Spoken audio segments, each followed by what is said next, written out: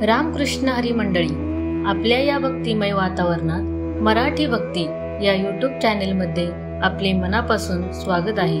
अतिपरिचयात अवज्ञा असे एक संस्कृत वचन आहे। त्याचा अर्थ असा की जास्त जवळीक झाली की अपमान होण्याची शक्यता बळावते।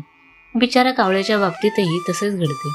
रोज अंगणात, खिडकीत, घराच्या छतावर कावकाव करणाऱ्या कावळ्याला वामकुक्षी घेणाऱ्या गृहिणी हाकलून देतात। मात्र पितृपक्षात त्याच कावळ्याची अगतिकतेने वाट पाहावी लागते। असे का ते आज आपण जाणून घेणार आहोत। साधारण दशकभरापूर्वीपर्यंत कावळ्याची कावकाव झाली की अतिथी येणार असा संकेत मानला जात असे। आता लोक स्वतःच्याच घरात पाहुण्यासारखे राहतात म्हटल्यावर कावळ्याची कावकाव कोण मनावर घेणारे। मात्र ज्ञानेश्वरीत माऊलींनी त्याला केवढ्या आदराने म्हटले आहे। पहिलं तुगे काऊ कोकत आहे, शकून गे माई सांगत आहे। म्हणजे कावळ्याची कावकाव शकून आहे असे माऊली मानतात। गोष्टीतला कावळा नेहमी बिचारा, साधासुधा, शेणाचे घर बांधणारा आणि चिऊताईकडे आसरा मागणारा असल्याचे सांगितले जाते। परंतु वास्तविक तसे नसून कावळ्याच्या घरट्याला एवढे महत्त्व आहे की तो कधी घरटे बांधायला सुरुवात करतो आणि किती उंचावर घरटे बांधतो यावरून पावसाची वर्दी कधी लागणार आहे हे कळते।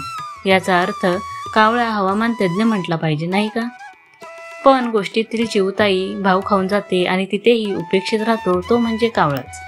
अशा कावळ्याला बाकीच्यांनी नाकारला, पण थेट यमराजाने स्वीकारला, तेही आपले खाजगी वाहन म्हणून। असा काही ठिकाणी उल्लेख आहे।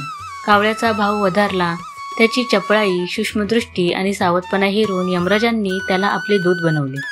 म्हणून पितृपक्षात त्याला घरोघरी बोलावणे असते, कारण त्याला दिलेले अन्न यमराजाला आणि पर्यायाने पितरांना पोचते अशी श्रद्धा आहे। त्यामुळे हे 15 दिवस कावळ्यासाठी मानाचे असतात।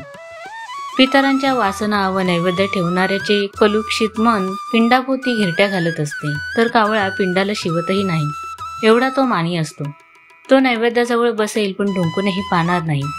जेव्हा आपण आपली चूक मान्य करतो, पितरांच्या इच्छा आकांक्षाच्या पूर्तीची हमी देतो, तेव्हा कुठे कावळा पिंडाला शिवतो। म्हणून पितृपंधरवाड्यात कावळ्याचा भाव वधारतो। व्हिडिओ आवडल्यास चॅनेलला सबस्क्राईब करा, लाईक करा आणि शेअर करा। धन्यवाद।